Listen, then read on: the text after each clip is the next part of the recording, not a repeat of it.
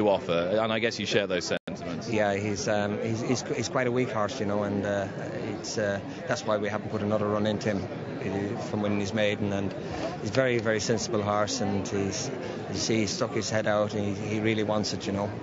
That must be quite a gamble for a trainer, because you know the horse has got talent, you know he's got a good temperament, but as you say, he's quite a weak horse. Putting him into a test that he couldn't really handle could send him the wrong way very quickly, couldn't it? Yeah, you have to be very careful, and but he's such a sensible horse, you know.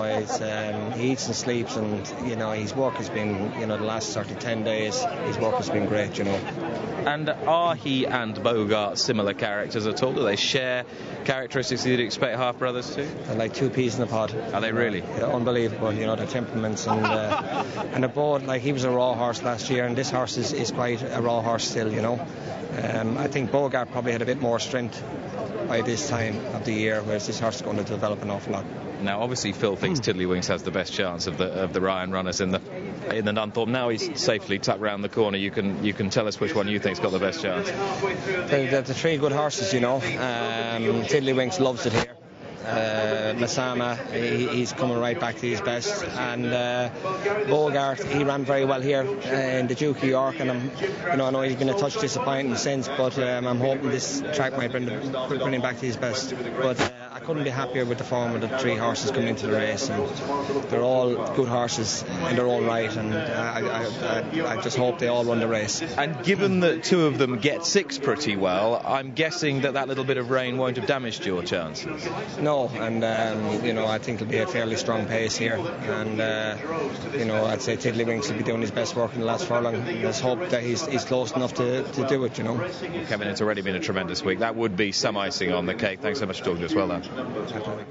Yeah, very well done indeed to Kevin Ryan. We need to get to Newmarket pretty rapidly, because horses are down at the start. And it's a maiden over 7 furlongs. Lazarus Bell is the 65-1 favourite. 11-4 Exotic Guest. Secure 5-1. Newcomer from the Luca Cumani yard, being quite well supported. And Shiatsu is a 7-1 shot. Lazarus Bell is an odds-on shot. Let's just get a word with Mark in the commentary box, who'll be calling them home for this contest, before he has news about the favourite in the 150.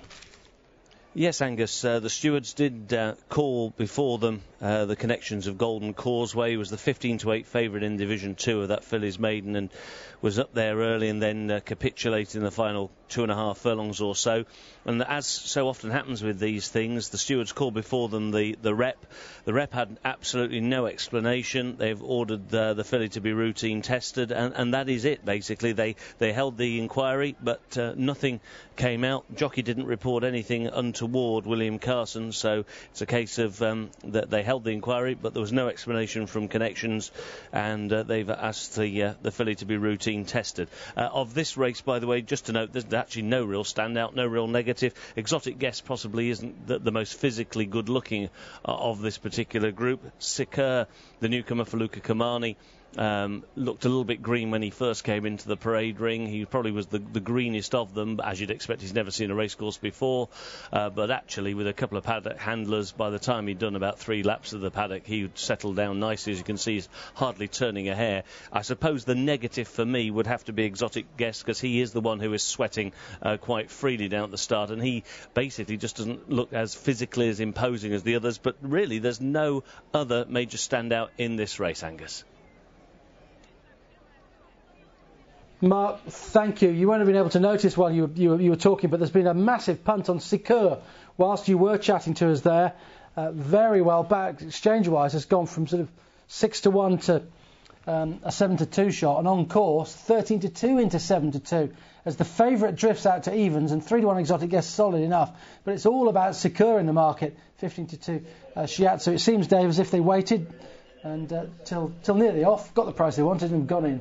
Absolutely. It's Luca Cumani, gambles don't often miss the mark by much. He's looked at this race, realised that his horse wouldn't have to be much to win it. Lazarus Bell and Exotic Guest have shown modest form so far. Shiatsu needs to improve a little bit probably, but Secure won't have to do much, and if it's been working against better horses than this, probably good enough to win, so worth a chance in a disappointingly small field. Luca Cumani had a winner, of course, already today at York. He won the first, but he's at Newmarket, and Secure, his representative here, very well backed, coming from stall 4. Here's Mark. Last one to move in will be Exotic Guest. Favourite at even money now, Lazarus Bell and Martin Dwyer.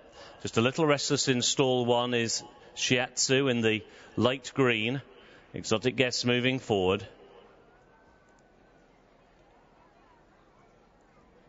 About halfway in now. Exotic Guest, that's it, they're in the gate. And they're off.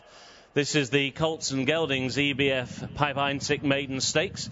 They race over 7 furlongs. Exotic Guest broke alertly but was taken back by Inmongan and takes a strong hold. There's no pace on early. Shiatsu and Sean Levy have got the lead now by about 2 lengths to Lazarus Bell racing in second. The other two are taking a very keen hold. Exotic Guest and the first time starter Sikeur at the back of the field, having taken a strong hold through the first furlong, then ran very green and was pushed along at the end of the second furlong by Jean-Pierre Guillaumbert, trying to make ground now through on the rail. But it is still Shiatsu and Sean Levy who holds the lead here by around about a length. To in second Lazarus Bell in the grey colours. Then to the rail is Sikeur, and towards the outside Exotic Guest. Racing with 3.5 furlongs ahead of them. Shiatsu has the lead still by a neck. To the outside Lazarus Bell now breathing down that neck in second position. Despite being a little green, Sikeur is right on the premises towards that rail and kept in a little bit of a pocket by Exotic Guest on that one's outside. Into the dip, just under 2 furlongs to go. Lazarus Bell has now come to try and claim the race. Has gone on now by half a length towards the inside Shiatsu. Now Sikeur is being driven, and so too Exotic Guest towards the outside. They meet the rising ground and they've got over half a furlong to go. Lazarus Bell has quickened away from them. Lazarus Bell has gone clear by 2.5 and lengthening clear on the run to the line. Martin Dwyer and Lazarus Bell to win. Exotic Guest was in second, Sikeur in third, Shiatsu fourth. Well, the gamble's beaten. The Lazarus Bell in an unsatisfactory race has won. The even money favourite and has beaten Exotic Guest. Sikeur third, Shiatsu back in fourth.